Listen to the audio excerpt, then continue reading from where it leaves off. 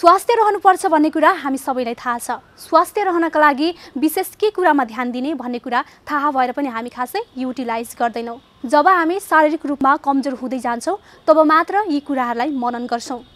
हाम्रो जीवनको महत्त्वपूर्ण कुरा भनेकै स्वास्थ्य हो। दर्शकबिन नमस्कार, कार्यक्रम कोशी हेल्थ टकमा यहाँलाई स्वागत छ। म कार्यक्रम प्रस्तुता नम्रता। हामी हरेक साता कार्यक्रममा स्वास्थ्यसँग सम्बन्धित टपिकमा रहेर विभिन्न रोगका वरिष्ठ विशेषज्ञहरूसँग कुरा गर्दै आइरहेका छौँ र आज भने हामी दम यानि कि एज्माको बारेमा कुरा गर्नेछौँ। यो रोग के हो त?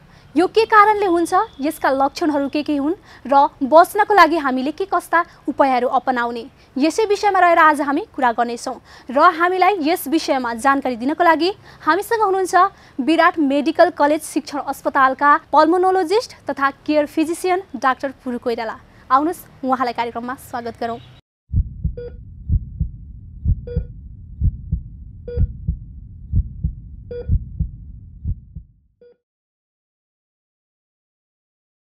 डाक्टर साहब, कार्यक्रममा स्वागत छ। आराम हुनुहुन्छ? सन्चै छ, सबै राम्रो छ। हजुर, आराम भए तापनि यहाँ बिरामी धेरै हुनुहुन्छ, उहाँहरूको परामर्शमा चाहिँ बिजी भइराख्नु भएको छ। हजुर, धन्यवाद। हामी चाहिँ आज दमको बारेमा कुरा गर्छौँ हैन। खासमा यो दम भनेको चाहिँ के हो, यो के कारण हुन्छ?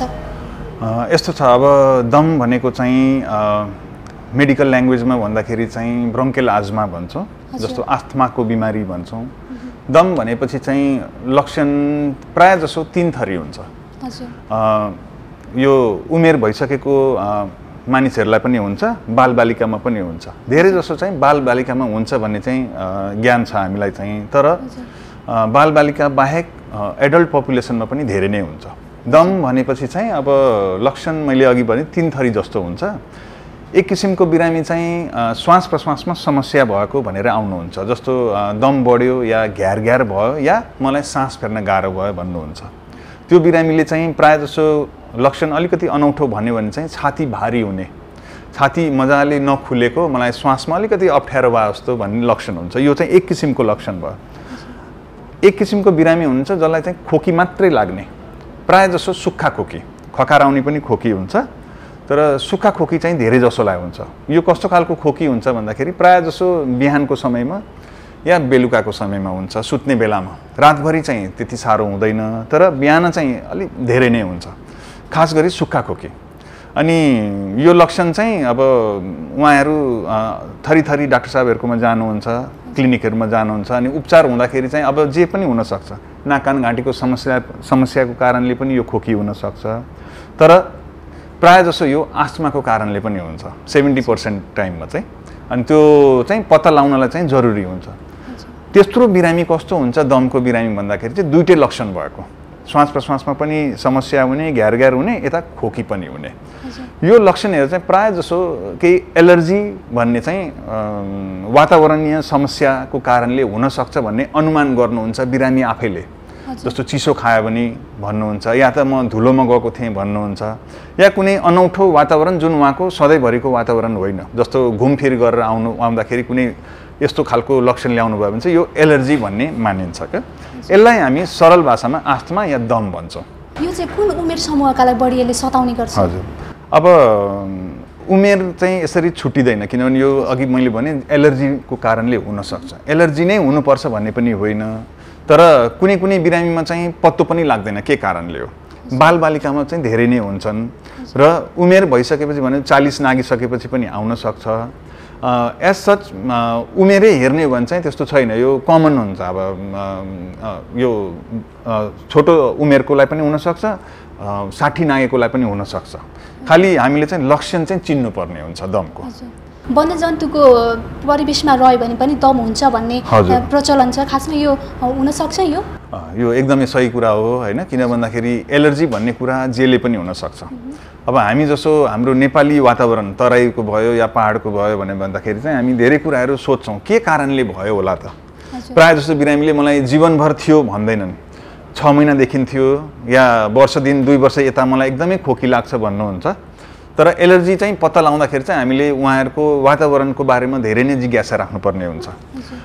घरमा गाई बस्तुहरू छ कि छैन, कुकुर बिरालोहरू पाल्नु भएको छ कि छैन, जुन पहिले थिएन र अहिले पाल्न थाल्नुभयो। जो वातावरण चेन्ज भयो क्या, पहिले चाहिँ थिएन अहिले चाहिँ छ।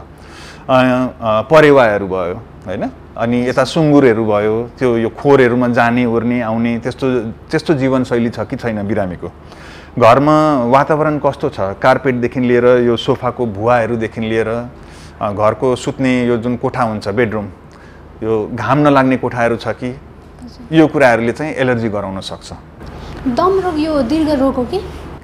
त्यस्तो भन्न पनि मिल्दैन, तर सही समयमा र पहिचान भएन भने र उपचार सही तरिकाले भएन भने र जिज्ञासा नपुगेर अन्जानमा त्यो एलर्जी समक्ष रहिराख्यौँ भने चाहिँ यो दीर्घायु रोगमा हुनसक्छ। त्यसलाई भन्छौँ हामी दम खोकी, सिओपिडी भनिन्छ।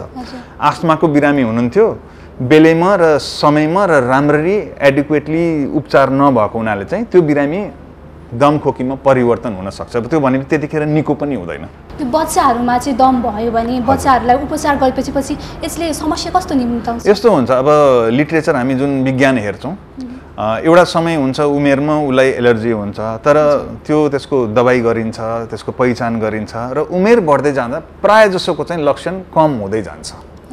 त्यसको धेरै कारणहरू हुन्छ क्या, फ्याक्टरहरू। उसको जीवनशैली परिवर्तन भएको हुन्छ, वातावरण चेन्ज हुनसक्छ, अनि अब पहिलेको जुन वातावरण थियो त्योबाट अब अन्तै जाने जुन हुनसक्छ, त्यस्तो भयो भने चाहिँ उहाँको लक्षणहरू प्रायहरू घट्दै जान्छ।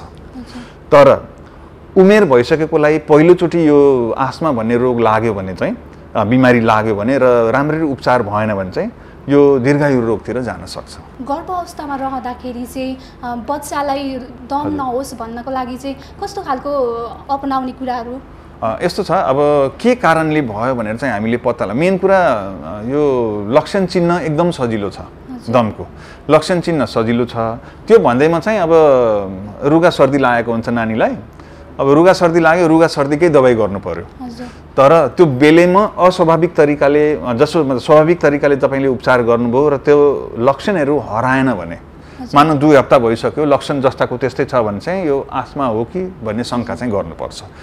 भनेपछि अब दबाई त एकतिर हामीले गऱ्यौँ, तर के कारणले भइरहेछ त्यसको पहिचान गर्नुपर्छ। यसमा दबाई र खर्च धेरै लाग्दैन के, वातावरणमै जानु पर्यो हामीले, र हामीले उहाँको अब अभिभावकसँग हामीले सोध्नु पर्यो उसको स्कुलमा समस्या छ कि, घरको वातावरण राम्रो छ, स्कुलमा यो खोकी लिँदै आउँदैछ कि। जस्तो कुनै बच्चा कस्तो हुन्छन्, 5 दिन स्कुल जान्छन्, 5 दिनको तेस्रो दिन चाहिँ अनि रुगा सर्दी खोकी हुन्छ, शुक्रबार शनिबार आइतबार बिदा हुन्छ। त्यो भनेपछि उसको लक्षण फेरि राम्रो भएर गइसकेको हुन्छ। सोमबार स्कुल जानुहुन्छ, बुधबारसम्म फेरि लक्षण हुन्छ। आस्थमा हो भन्ने हामीले चिन्नुपर्छ। हजुर, बच्चाहरूमा दम भएको चाहिँ कसरी थाहा पाउने? बच्चाहरूमा कस्तो खालको लक्षणहरू देखिन्छ?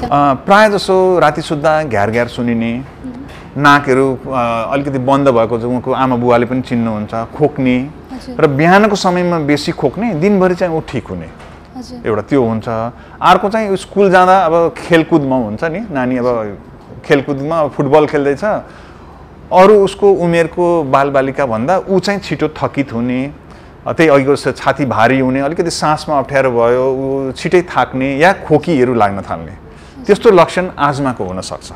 अनि त्यसरी हामीले चाहिँ अलिकति विचार गरेर हामीले चिन्न जान्नुपर्छ, किनभने बेलैमा उपचार भएन भने त्यसको समस्याहरू आउन सक्छ। यो दम रोग चाहिँ कतिको खतरनाक छ? अब सही तरिकाले उपचार भयो, पहिचान भयो भने चाहिँ सामान्य बिमारी हो यो चाहिँ। किन भन्दाखेरि आजीवन दबाई गर्नु पर्दैन।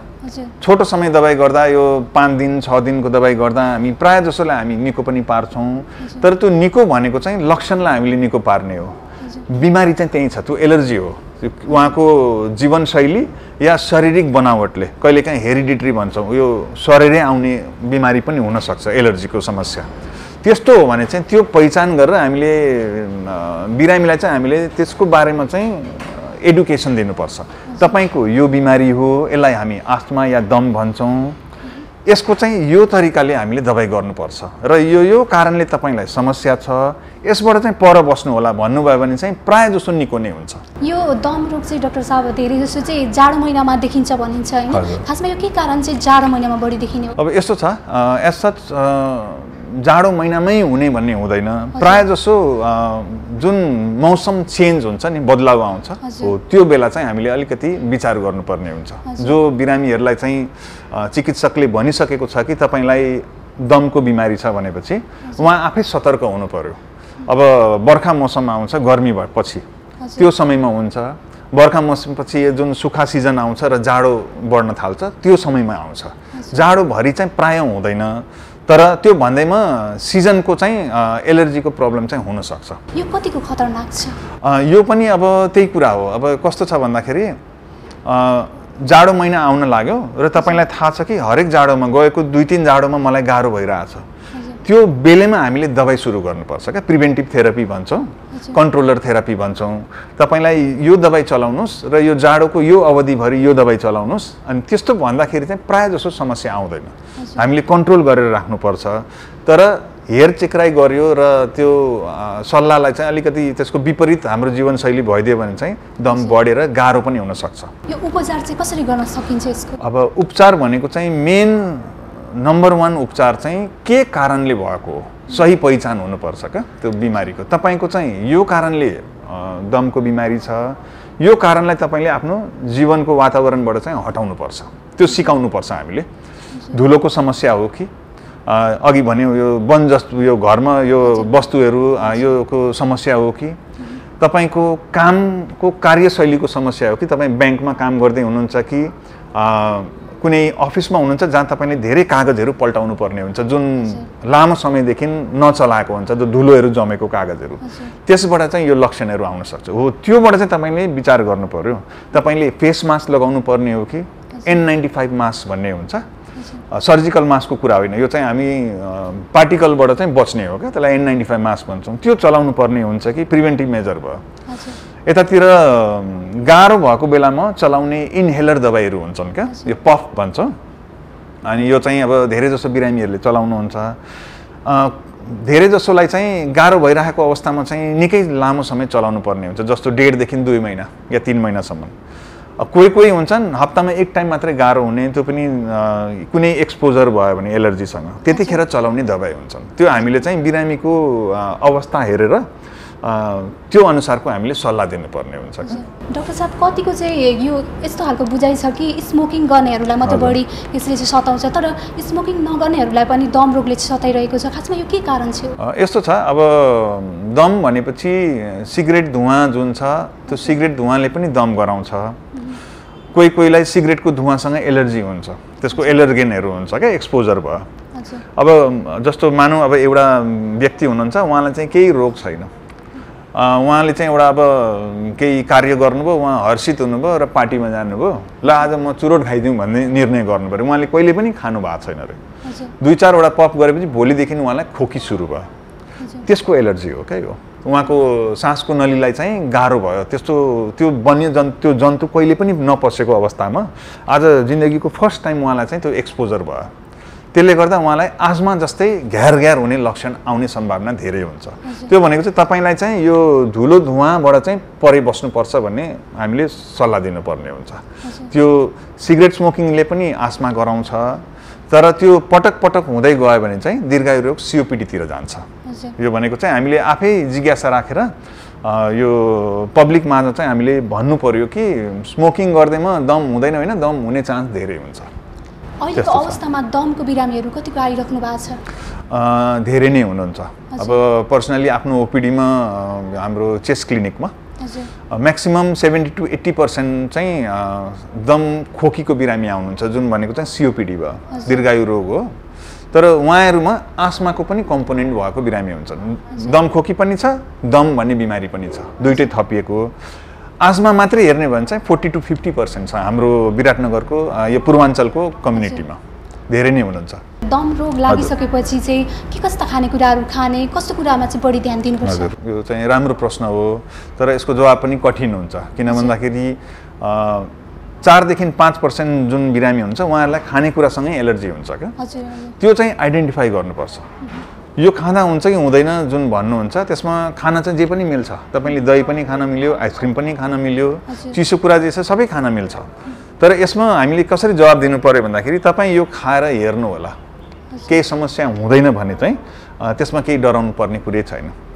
त्यस्तो हो, त चिसै खाँदैमा हुने भन्ने हुँदैन। यो चाहिँ तपाईँले केसँग चाहिँ यो समस्या छ त्यसबाट चाहिँ हामीले विचार गर्नुपर्छ। तर त्यति भन्दैमा हामीले पोसिलो कुरा नै खाने हो र चिसो कुरा चाहिँ कमै गर्नुपर्छ किनभने रुगामर्की खोकी लागेकै अवस्थामा घ्यारघ्यार भएको अवस्थामा चाहिँ चिसोपनले चाहिँ अलिकति समस्या गराउन सक्छ हैन त्यो भएपछि अलिकति न्यानोपनतिर र न्यानो कुराहरू चाहिँ खानुपर्ने हुन्छ हजुर यो दम रोगबाट बच्नको लागि चाहिँ के कस्ता कुराहरू अपनाउने हामीले अब प्रिभेन्टिभ मेजर्सको कुरा आयो बिरामीले चाहिँ राम्ररी बुझ्नु भएको छ चिकित्सकले के भन्नु भएको छ यो कारणले मलाई दम भएको छ त्यो कारण कहाँ छ त अब तपाईको काम गर्ने थलोमा छ कि अब तपाई जस्तो फर एक्जाम्पल लेडिजहरू आउनुहुन्छ उहाँहरू चाहिँ भन्नुहुन्छ उहाँहरू किन यो एलर्जी खोकी लागिरहेछ भने कोट्याउँदा पत्ता नलागेपछि पत्ता के लाग्यो भन्दाखेरि चाहिँ उहाँको पेसा चाहिँ ब्युटी पार्लरमा काम गर्नुहुन्छ उहाँ चाहिँ उहाँको व्यवसाय नै त्यो हो भनेपछि उहाँको त्यो केमिकल सम्बन्धीको समस्या हो भन्ने बुझिन्छ क्या हामीले त्यहाँ गएर त्यो कुन केमिकल हो भनेर प्रुभ गर्नुपर्ने आवश्यकता हुँदैन 7-8 दिन तपाईँ काममा नजानुहोस् भन्दाखेरि आफै निको हुन्छ क्या छोटो समयलाई हामी दबाई गर्नु पर्यो तर उहाँले कमसेकम चिन्नु भयो कि यो कारणले हुँदैछ भोलि उहाँले अब त्यही अनुसारको भेन्टिलेसनहरू कोठाहरू मिलाउनुहुन्छ केमिकलहरू बरु बाहिरै उडोस् मलाई एक्सपोजर नहोस् उहाँले मास्क लगाएर नै आफ्नो काम गर्नुहुन्छ त्यो काम गर्ने शैली पनि मिलाउनु पर्यो एक्सपोजर कम हुने गरी र त्यो जति घण्टा उहाँले काम गर्नुहुन्थ्यो त्यो केही घण्टा घटाउनु पर्ने हुन्छ किनभने त्यो त अब आफ्नो रोजगारी हो त्यसमा रोजगारी पुरै बन्द गर्नु भन्नुभन्दा पनि त्यसमा मिलाएर जानुपर्छ क्या उहाँले ताकि उहाँलाई गाह्रो नहोस् भनेर प्रिभेन्टिभ कुरा हो त्यसपछि दबाईको कुरा आउँछ तपाईलाई गाह्रो भयो भने चाहिँ यो दबाई चलाउनु भनेर हामीले अगाडि नै सिकाएको हुन्छ प्राय जसो इनहेलर दबाई हुन्छ क्या अनि त्यसको टेक्निक हुन्छ कसरी लिने ओर्ने यो सिकाउनु पर्ने हुन्छ हामीले त्यो गर्दैमा बिरामीले दुईटा कुरा भन्नुहुन्छ डाक्टर साहब यो दबाईले मलाई पुगेन यसको डोज बढाउनु पर्ने हुन्छ सधैँ चलाउनु पर्ने हुन्छ एउटा त्यो हुन्छ अर्को बिरामी भन्नुहुन्छ मेरो जीवनशैली मैले मिलाएँ मलाई चाहिँ यो महिना गएको महिनामा मलाई एकचोटि मात्रै गाह्रो भयो भनेपछि उहाँले एकचोटि मात्रै चलाउनु भएको छ भन्ने बुझिन्छ त्यो भनेको चाहिँ हाम्रो लागि चाहिँ त्यो धेरै सफल कुरा भयो क्या यो दबाई लिँदै बीचमा छोड्नु भयो भने हजुर यस्तो हुन्छ अब त्यही कुरा हो एक्सपोजर मिलायौँ हामीले जीवनशैली पनि मिलायौँ के कारण हो सिजन चेन्ज हुँदा हुने हो कि या कुनै बर्खाको मौसममा हुने हो कि त्यो वातावरण हामीले आइडेन्टिफाई गर्ने त्यतिखेर चाहिँ हामीले सतर्कता अपनाउनै पर्छ त्यति मात्रै गरिदिनु भयो भने चाहिँ प्रायः जस्तो निको नै हुन्छ क्या यो बिमारी उहाँलाई स्टेबल बनाइदिन्छ क्या अनि उहाँले आफ्नो कार्यशैलीमा समस्या आउँदैन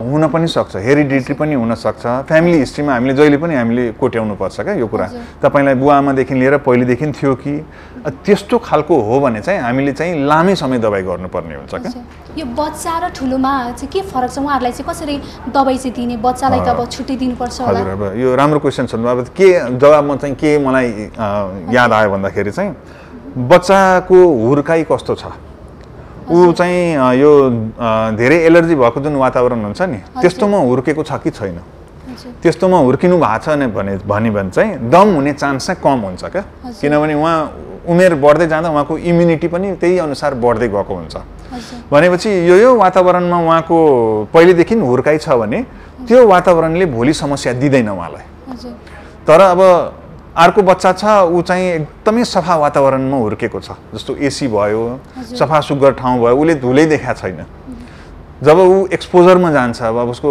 अब भनौँ स्कुल जान थाल्यो या अब होस्टेल बस्न थाल्यो कहिले पनि नदेखेको वातावरण क्या जहाँ फोहोर हुन्छ अब हुन्छ नि धुलोहरू त्यस्तोमा चाहिँ उहाँलाई आजमा हुने चान्स धेरै हुन्छ भन्छ इम्युनिटी उहाँको जुन बिल्डअप भयो त भइसक्यो तर स्ट्रङ थियो कि विक थियो तपाईको बालक बचपनले चाहिँ तपाईलाई सिकाउँछ क्या यो कुरा चाहिँ अहिले यो धेरै जस्तो चाहिँ खानाहरू सेयर गरेर खाने प्रचलन पनि छ हैन यसमा चाहिँ दम रोगी भएका व्यक्तिहरूको खाना सेयर गरेर खाँदाखेरि चाहिँ कस्तो खालको समस्याहरू निम्तिने गर्छ त्यस्तो समस्या केही पनि हुँदैन त्यस्तो त्यो एउटा भ्रम मात्रै हो हैन त्यस्तो केही पनि छैन खाना सम्बन्धी चाहिँ हामीलाई केही एलर्जीको प्रब्लम हो भने त्यो आफूले नै किनभने एक दुईचोटि खाँदैमा तपाईले आफै थाहा पाइसक्नुहुन्छ क्या तर यो सरुवा रोग पनि होइन भने चाहिँ प्रिभेन्टिभ नै हो यो हजुरले आफूले जिज्ञासा आफूलाई एकदमै ज्ञान भइसकेको छ भने चाहिँ कहिले पनि प्रब्लम आउँदैन यो चाहिँ यो धेरै रोगहरूसँग यो लक्षणहरू मिलिरहेको हुन्छ हैन खासमा चाहिँ दमै हो भनेर चाहिँ कसरी पत्ता लगाउने अब यस्तो छ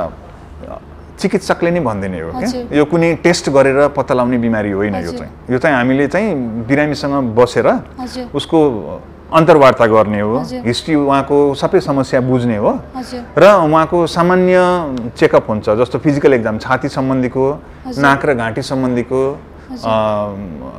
एक्जामिनेसन गरेर हजुर हामी पत्ता लाउनु चाहिँ क्लिनिकल डायग्नोसिस हो क्या त्यो भनेको चाहिँ कुनै हामीलाई टेस्ट नै चाहिँदैन हजुर त्यो भन्दैमा केही टेस्ट गर्नु पर्दैन भनेको होइन इयोसिनोफिल भन्ने काउन्ट हुन्छ एउटा रगतमा हजुर त्यो बढेको छ कि छैन इयोसिनोफिल बढेको छ भनेपछि चाहिँ एउटा एलर्जी भन्ने एउटा जिज्ञासा आउँछ क्या त्यहाँ त्यो एलर्जीकै कारणले भन्नुभन्दा पनि त्यसको दबाई गर्न सजिलो हुन्छ हजुर हामीसँग दबाई हुन्छ जसले इयोसिनोफिल काउन्ट घटाउँछ हो त्यो एउटा जिज्ञासा भयो अर्को चाहिँ स्पाइरोमेट्री भन्ने जाँच हुन्छ त्यो भनेको चाहिँ हामी कम्प्युटर सिस्टम हुन्छ त्यसमा हामीले श्वास प्रश्वासको फोक्सोको पावर हेर्छौँ क्या सासको नलीको पावर भनेपछि चाहिँ हामीले जब फुक्छौँ सासको नली एकदमै बन्दै हुने अवस्था छ कि कुम्चिएको छ कि छैन या नर्मल छ कि छैन त्यो हामी छुट्याउन सक्छौँ र त्यो देखेपछि हामी के बिरामीलाई भन्छौँ भने तपाईँको सासको नली चाहिँ यो भाग चाहिँ कुम्चिएको छ यो एलर्जीको कारणले हो यसलाई आस्मा भन्छ हामी यो अनुसारले दबाई गर्ने